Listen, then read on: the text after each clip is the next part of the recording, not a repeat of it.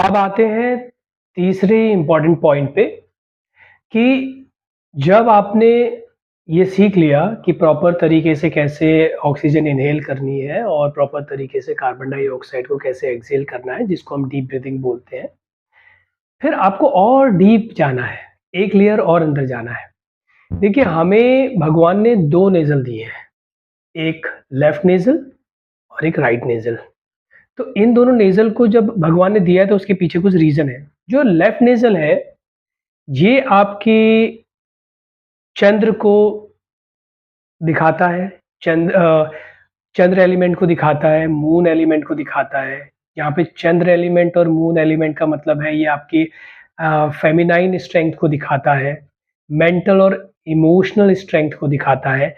ये आपकी बॉडी में कोल्ड को मेंटेन करता है। लेफ्ट नेज़ल, चंद्र नाड़ी जिसको हम बोलते हैं, ये आपके कोल्ड को मेंटेन करता है। ओके, ये मून एलिमेंट है आपके पर्सनैलिटी का। और राइट जो है ये आपका सूर्य का प्रभाव है इसमें। ये आपकी हीट को मेंटेन करता है। ये आपकी फिजिकल एनर्जी, ये आपकी मस्कुलिन एनर्जी को दिखाता है। और इस ये आपका सन एलिमेंट है। तो right is for heat and left is for cold. तो राइट और लेफ्ट का जो सिंक्रोनाइजेशन है उसकी ज़रूरत भी शरीर को पड़ती है। होता क्या है, थ्रू आउट द डे जब आप एक्टिव मोड पे रहते हैं तो अलग-अलग एक्टिविटीज़ को परफॉर्म करने के लिए आपकी बॉडी को स्ट्रेंथ और एनर्जी की ज़रूरत पड़ती है। ये दोनों नेज़ल उस स्ट्रेंथ, उस एनर्जी को मेंटेन करने में हेल्प करते हैं। लाइक अगर आपको कोई फिज़िकल टास्क करना है जिसमें बहुत ज़्यादा एनर्जी की ज़रूरत है, तो सूर्य नाड़ी का डोमिनेंस बढ़ता है ताकि हीट बढ़े।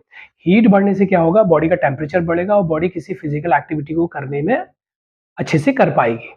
और जब आपको बहुत काम, कूल, फ़ोकस होना है, मेंटल अवेयरनेस रखनी है, माइंड से रिलेटेड कोई काम करना है, तो आपकी लेफ्ट नाड़ी जो है वो एक्टिव हो जाती है। वो आपके आपके सिस्टम को कूल होने में, काम होने में, फ़ोकस होने में मदद करती है।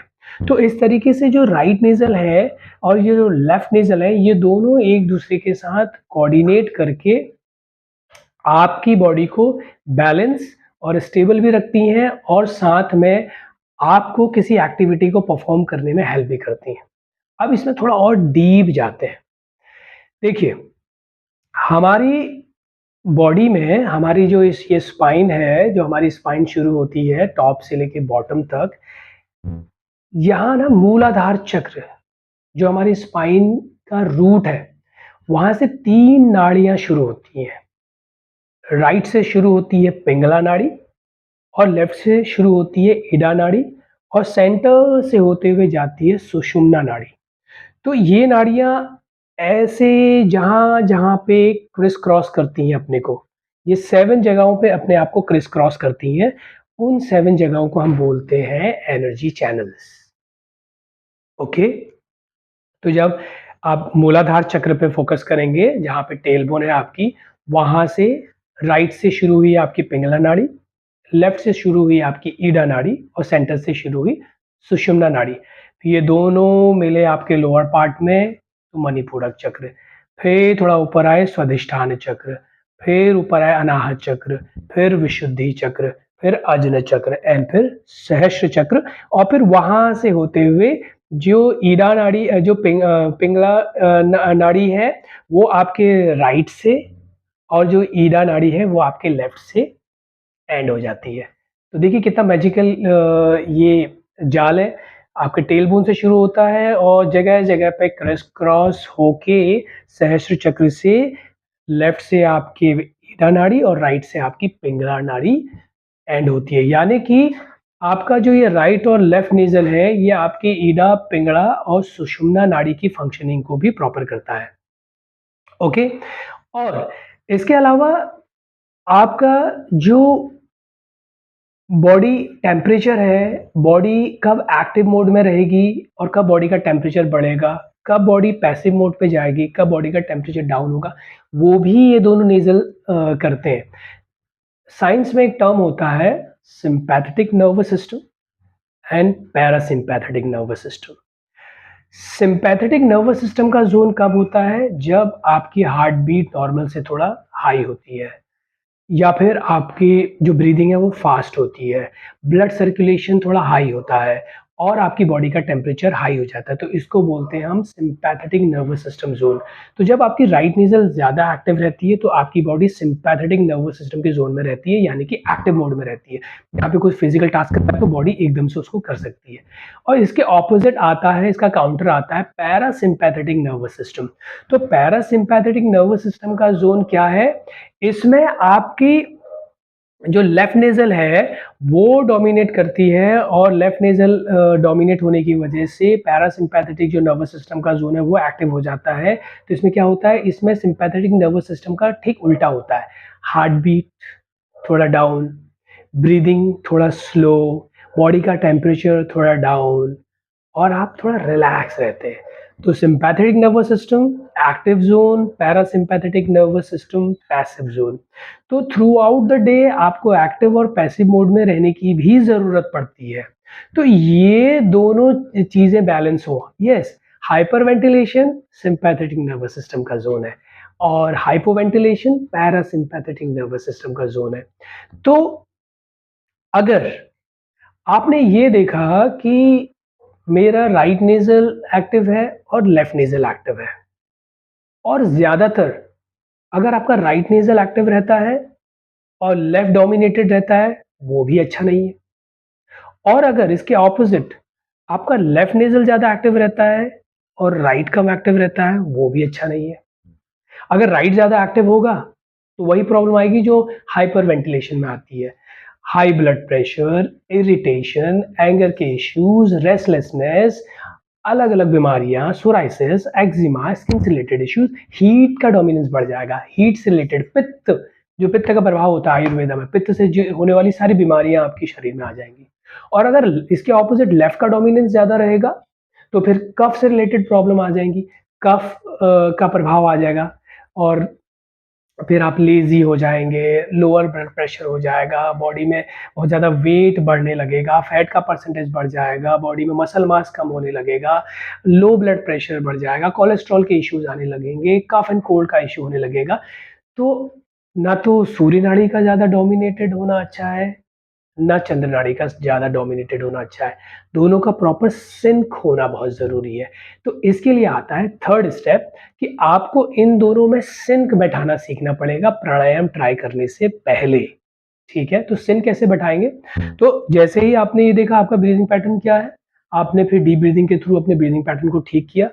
अब डीप ब्रीथिंग जब आपने सीख लिया उसके बाद आपको क्या करना है, आपको ब्रीथिंग डीप ब्रीथिंग करते-करते एक काम करना है, अपनी नेज़ल को चेक करना है। जैसे कि अभी मैंने चेक किया, तो मेरी लेफ्ट नेज़ल ज़्यादा एक्टिव है, इस टाइम पे। अभी बजे हैं शाम के 5:15 तो शाम के 5:15 बजे हैं, तो वेदर भी कोल्ड है। आस-पास का जो एटमॉस्फेयर है, उसका टेम्परेचर भी डाउन है। तो देखिए उसका डोमिनेंस है, तो लेफ्ट नेज़ल पे, तो लेफ्ट नेज़ल एक्टिव है। तो ये अपनी अभी आपकी लेफ्ट नेज़ल एक्टिव है यानी कि शरीर थोड़ा रिलैक्स मोड में है, थोड़ा पैसिव मोड में है। तो आपको क्या करना है, प्राणायाम करने से पहले एक आदत बनानी है कि आपको चेक करना है आपका कौन-सा नेज़ल ज़्यादा एक्टिव है। अभी मेरा लेफ्ट नेज़ल ज़्यादा एक्टिव है, तो मैं लेफ्ट को बंद करूँगा। अगर इसी के ऑपोज़िट मेरा राइट नेज़ल ज़्यादा एक्टिव होता, तो मैं राइट को बंद करता। अब क्वेश्चन आता है कि ऐसा क्यों करें? जो एक्टिव है उसको क्यों बंद करें? देखिए जब आप एक रूटीन बनाएँगे कि अब मुझे प्राणायाम करना है, मुझे प्राणायाम सीखना है और प्राणायाम सीखने के लिए मुझे प्रॉपर तरीके से उसका अभ्यास करना है, उसकी बारीकियों को समझना है, तो आप एक नियम बनाएँगे, चलो मैं हफ्ते में 5 दिन प्राणायाम करूँगा या करूँगी या फिर मैं हफ्ते में 2 दिन करूँगा या करूँगी या फिर हफ्ते में 1 दिन करूँगा या करूँगी। तो आपका एक नियम रहेगा कि हफ्ते में 5 दिन या 2 दिन या 1 दिन मुझे प्राणायाम करना है, अपने लंग्स को, अपने हार्ट को, अपने बॉडी में एयर सर्कुलेशन को प्रॉपर करना है। तो फिर एक अवेयरनेस आ जाएगी आपकी प्रति कि हाँ, अब मैं प्राणायाम कर रहा हूँ या कर रही हूँ, तो उसको कैसे किया जाना चाहिए। तो जब आप हफ्ते में 2 दिन बैठेंगे और ये चेक करेंगे कि कौन-सा नेज़ल एक्टिव है, तो धीरे-धीरे 1 महीने, 2 महीने बाद आपको ये पता चल जाएगा कि कौन-सा नेज़ल आपका ज़्यादा डोमिनेट करता है आपकी पर्सनैलिटी को। आपने आज चेक किया आपका लेफ्ट नेज़ल एक्टिव था, लेफ्ट बंद कर दिया। कल आपने चेक किया फिर से लेफ्ट एक्टिव है तो फिर लेफ्ट बंद कर दिया। फिर जब नेक्स्ट टाइम चेक किया राइट एक्टिव है तो राइट को बंद कर दिया। तो ऐसे करके जब आप 8-10 बार प्राणायाम का अभ्यास करेंगे, महीने में अगर आप 5 दिन हफ्ते में 5 दिन कर रहे हैं तो महीने के 20 दिन हो गए। हफ्ते में 2 दिन कर रहे हैं तो महीने के 8 दिन हो गए। हफ्ते में 1 दिन कर रहे हैं तो महीने के 4 दिन। तो जब पूरा महीना भर आप ऐसे डिसिप्लिन से 20 दिन, 8 दिन या 4 दिन चेक करेंगे अपने नेज़ल को, तो आपको पता चलेगा कि 8 बार में से 6 बार लेफ्ट नेज़ल ज़्यादा एक्टिव था। तो इसका मतलब है आपकी बॉडी चंद्र नाड़ी का प्रभाव है आपकी बॉडी में। अगर आप देखेंगे ज़्यादा टाइम राइट नेज़ल एक्टिव था, तो आपकी बॉडी में सूर्य नाड़ी का प्रभाव है। तो आपको क्या करना है, इस प्रभाव को बैलेंस करना है। तो बैलेंस कैसे होगा? आप जो एक्टिव नेज़ल है उसको बंद करेंगे और जो इनएक्टिव नेज़ल है उसको एक्स्ट्रा अटेंशन देंगे। तो फिर ये रेगुलर आपकी आदत बन जाएगी कि आपने देखा राइट एक्टिव है तो आपने राइट को बंद किया, लेफ्ट को अटेंशन दिया। आपने दूसरे दिन देखा लेफ्ट एक्टिव है तो आपने लेफ्ट को बंद किया, राइट को ज़्यादा अटेंशन दिया। तो इस तरीके से आप सूर्य नाड़ी और चंद्र नाड़ी का बैलेंस करने लगेंगे। धीरे-धीरे आप देखेंगे कि आपके ये दोनों नेज़ल भी सिंक में आ जाएँगे और आपकी बॉडी में हीट एंड कोल्ड का बैलेंस भी आ जाएगा। आपकी बॉडी में पित्त और कफ भी बैलेंस हो जाएगा। तो बहुत सारी बीमारियाँ तो आप खाली ऐसे ही नेज़ल चेक करके ठीक कर लेंगे और फिर जब 6 महीने, 7 महीने, 8 महीने, 1 साल, 2 साल आप लगातार प्राणायाम करेंगे, तो धीरे-धीरे आप अपने नेज़ल को बैलेंस करना सीख जाएँगे। जब राइट एक्टिव है, तो राइट को कम अटेंशन देंगे, लेफ्ट को अटेंशन देंगे, लेफ्ट ज़्यादा एक्टिव है, तो लेफ्ट को कम अटेंशन देंगे, राइट को एक्टिव देंगे और हीट एंड कोल्ड को ऐसे बैलेंस करेंगे। तो प्राणायाम करने से पहले हीट एंड कोल्ड को भी बैलेंस करना ज़रूरी है। नहीं तो आपको पता कैसे चलेगा कि कौन से प्राणायाम आपके लिए फ़ायदेमंद है, कौन से प्राणायाम आपके लिए नुकसानदायक है। अब मान लिया आपका राइट नेज़ल ज़्यादा एक्टिव रहता है, आपकी बॉडी सूर्य नाड़ी का ज़्यादा प्रभाव रहता है आपकी बॉडी में और आप कर रहे हैं भस्त्रिका, कपालभाति और विषमवर्ती प्राणायाम, अग्निसार प्राणायाम, ये खराब कर देगा शरीर को आपके। ऑलरेडी हीट डोमिनेटेड है बॉडी और हीट बढ़ा देंगे ये प्राणायाम और आपकी बॉडी में नुकसान होगा। और वहीं पे आपकी बॉडी इसके ऑपोज़िट अगर चंद्र नाड़ी का प्रभाव है और आप कर रहे हैं शीतली, शीतकरी, विष्णु प्राणायाम, तो ये तो और कोल्ड को बढ़ा देंगे और आपकी बॉडी में कोल्ड के प्रभाव से होने वाली बीमारियों को बढ़ा देंगे और आपको नुकसान होगा। तो इसीलिए बहुत से लोग प्राणायाम तो कर रहे हैं बट उनको प्राणायाम का फ़ायदा नहीं हो रहा है। वो इसलिए नहीं हो रहा है क्योंकि आपको पता ही नहीं है कि आपको कौन से प्राणायाम करने चाहिए और आपको कौन से प्राणायाम करने चाहिए इससे पहले आपको ये जानना पड़ेगा कि आपकी कौन-सी आपका कौन-सा नेज़ल डोमिनेटिंग है। जो डोमिनेटिंग है उसके काउंटर प्राणायाम आप करेंगे ताकि उसके डोमिनेंस को कम किया जा सके, हीट का डोमिनेंस है उसको कम किया जा सके, कोल्ड वाले प्राणायाम करके। और अगर कोल्ड का डोमिनेंस ज़्यादा है तो उसको उसके डोमिनेंस को कम किया जा सके हीट वाले प्राणायाम करके।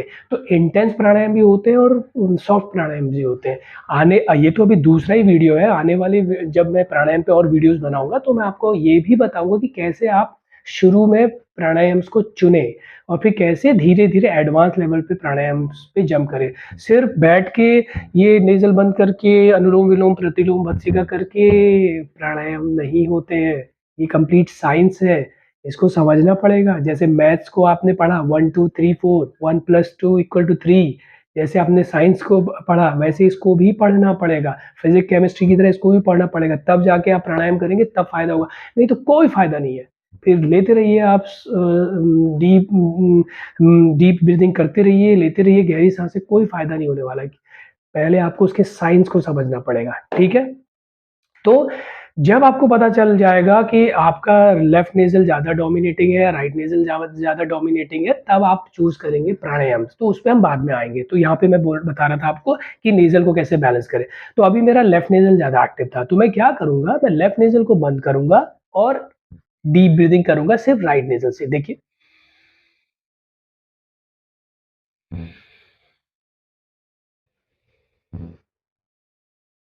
कब तक करूँगा? यहाँ पे आपको अपनी सिक्स्थ सेंस को अवेयर करना पड़ेगा, अपनी इंट्यूशंस को जगाना पड़ेगा। वैसे तो 2 से 3 मिनट करेंगे तो अंदर से एक सैटिस्फैक्शन आ जाएगा आपको कि चलो, मैंने ना इसको इनफ अटेंशन दे दिया एक्टिव करने के लिए। तो मैं तो सबसे बेस्ट आपको सजेस्ट करूँगा, आप आइज़ क्लोज़ करके डीप ब्रीथिंग करते रहिए। आप धीरे-धीरे जब आप इसकी आदत बनाएँगे तो आपका माइंड, आपका शरीर खुद आपको गाइड करके बताएगा, यस, अब मैं इस साइड से भी अच्छे से ब्रीथिंग कर पा रहा हूँ, तो अब आप इसको छोड़ सकते हैं, आगे बढ़ सकते हैं। तो इस पे आपकी क्या चीज़ हेल्प करेगी? आपका सिक्स्थ सेंस, आपकी इंट्यूशन, आपकी रेगुलर प्रैक्टिस, रेगुलर अभ्यास करेंगे तो धीरे-धीरे आपको अवेयरनेस आएगी कि कितनी देर मुझे लेस एक्टिव नेज़ल से ब्रीथिंग करनी है कि ये बैलेंस बन जाए। तो इस तरीके से थर्ड इम्पोर्टेंट पॉइंट, आपको अपने दोनों नेज़ल्स पे बैलेंस एस्टेब्लिश करना है। क्योंकि जब तक ये बैलेंस एस्टेब्लिश नहीं करेंगे, आपको यही नहीं पता चलेगा आपका बॉडी टाइप क्या है, बॉडी टाइप नहीं पता चलेगा तो आप ब्रीथिंग कै फिर प्राणायाम कैसे चूज़ करेंगे, ठीक है? तो जब आपने ये दोनों नेज़ल चेक कर लिए और जो नेज़ल एक्टिव था उसको बंद करके लेस एक्टिव नेज़ल को अटेंशन देके उसको बैलेंस कर लिया, तो फिर आप बढ़ेंगे चौथे स्टेप पे। फोर्थ स्टेप क्या होगा? फोर्थ स्टेप है कि आपको ये चेक करना है कि जब मैं अपने ब्रीदिंग पैटर्न को चेक कर रहा था, कर रही थी, फिर मैंने डीप ब्रीदिंग किया और फिर मैंने लेस एक्टिव नेज़ल को चेक किया, तो उस दौरान कहीं कोई अनवांटेड एयर आपके शरीर में स्टक ना हो जाए, कहीं फँस ना जाए। तो उस एयर को पहले फ्लश आउट करेंगे, शरीर को अंदर से खाली करेंगे। जब अच्छे से शरीर खाली होगा, एयर का सर्कुलेशन प्रॉपर होगा, तब जाके शरीर प्राणायाम के लिए तैयार होगा। तो उसके लिए क्या करोगे आप? उसके लिए आप भस्त्रिका स्ट्रोक करेंगे। भस्त्रिका स्ट्रोक कैसे है? आप, ये नाभि है, नाभि पे जस्ट हाथ लगाइए और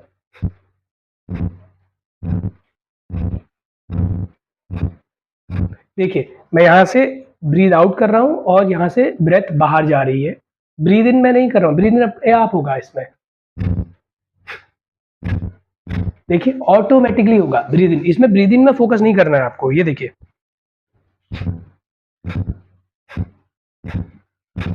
तो ये है भत्सिका स्ट्रोक। अब मैं आपको बताऊंगा कि ये स्ट्रोक इन क्यों करोगे आप। जैसे शरीर में ब्लड का सर्कुलेशन होता है, blood head to toe travel करता है, brain to heart, heart to leg, leg to back, back to hands, हर जगह रेडियल आर्टरी के through, inferior vena cava, superior vena cava के थ्रू, वेन्स के थ्रू, वैसे ही बॉडी में एयर का सर्कुलेशन होता है और उसी एयर सर्कुलेशन को सही करने के लिए तो आप प्राणायाम करेंगे। अब ये एयर सर्कुलेशन क्या होता है? हमारे शरीर में 39 तरीके की वायु होती है, एयर होती है। बट जो लोग योगा प्रैक्टिस करते हैं या फिर इन जनरल भी अगर आपको हेल्दी रहना है, तो आपको सिर्फ 5 वायु को बैलेंस करने में फोकस करना है। अब मैं आपको उन 5 वायुस के बारे में बताता हूँ। तो उसमें आती है पहली वायु प्राण वायु, जो मैं आपको बिगिनिंग में भी, वीडियो के बिगिनिंग में भी बताया था। प्राणायाम का जब मैं मतलब बता रहा था, प्राण को आयाम देना इज प्राणायाम, और प्राण इज व्हाट? प्राण वायु इज व्हाट? ऑक्सीजन। ओके, तो सबसे पहली वायु आती है प्राण वायु, जिसको आप बोलते हैं ऑक्सीजन। तो प्राण वायु क्या करती है? प्राण वायु इनवर्ड डायरेक्शन में, अंदर की ओर शरीर में ट्रेवल करती है। जैसे ऑक्सीजन को हम इनहेल करते हैं, तो ऑक्सीजन अंदर जा रही है अंदर की ओर, तो ये है आपकी प्राण वायु। प्राण वायु का एरिया कौन सा होता है? प्राण वायु का एरिया होता है आपका छाती का एरिया। तो ये यहाँ से यहाँ तक का एरिया है आपका प्राण वायु का एरिया। ठीक है, तो जब आपकी प्राण वायु बैलेंस रहेगी तो आपके हार्ट, आपकी छाती, आपके ब्रेन से रिलेटेड सारी चीजें ठीक रहेंगी। तो पहली वायु है प्राण वायु। प्राण वायु इज व्हाट? ऑक्सीजन। और ऑक्सीजन क्या करती है? इनवर्ड डायरेक्शन में चलती है, तो प्राण वायु का क्या डायरेक्शन होगा? इनवर्ड। दूसरी आती है उदान वायु। उदान वायु का केंद्र है आपका गला, थ्रोट।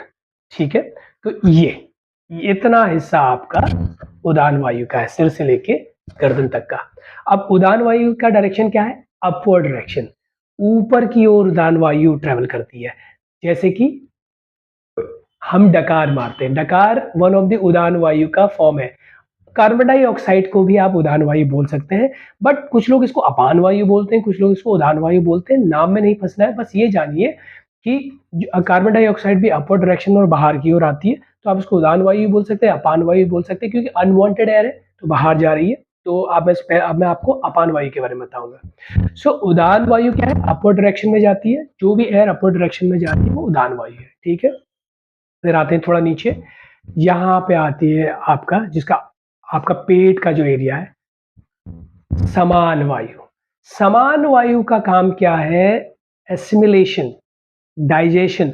हम जब खाना खाते हैं, खाना खाने के प्रोसेस में जब डाइजेशन शुरू होता है, उसमें गैस जब रिलीज होती है, उस गैस का प्रॉपर एब्जॉर्प्शन, ताकि जो न्यूट्रिएंट्स हैं वो प्रॉपर तरीके से खींचे जा सकें और प्रॉपर तरीके से आप खाने को पचा सकें और जो वेस्ट मटेरियल उसको आगे की ओर फ्लश आउट कर सकें और जो स्मॉल इंटेस्टाइन है वो न्यूट्रिएंट्स को अच्छे से एब्जॉर्ब कर सके। ये सारी प्रोसेस डिसाइड होती है समान वायु के बैलेंस से। तो अगर आपकी समान वायु, इसका एरिया है पेट का एरिया पूरा, अगर आपकी समान वायु बैलेंस रहेगी तो डाइजेशन अच्छा रहेगा और खाना अच्छे से पचेगा आपका। तो समान वायु हो गई आपकी तीसरी, पेट का एरिया। फिर आती है चौथी अपान वायु। अपान वायु का जो एरिया है वो है लोअर एब्डोमिनल मसल्स, पेट के नीचे का हिस्सा और पेल्विक फ्लोर, हिप मसल का एरिया। अपान वायु क्या है? Unwanted air.